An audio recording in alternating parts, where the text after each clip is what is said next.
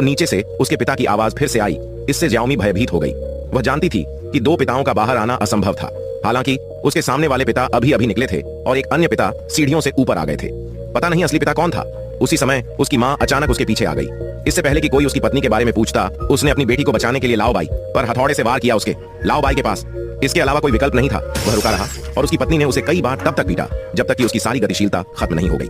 फिर उसकी पत्नी एक अजीब सी मुस्कान के साथ बगल के कमरे में लौट आई। सीढ़ियों से ऊपर चलने के बाद सभी को समस्या की गंभीरता का एहसास हुआ और चीजें बिल्कुल वैसी ही थीं जैसी उन्हें उम्मीद थी। सभी चीजों को एक साथ जोड़ने के बाद कमरे में पत्नी पहले ही गायब हो चुकी थी। वे जानते थे कि घर में एक राक्षस होना चाहिए और वह इच्छानुसार अन्य लोगों में बदल सकता है।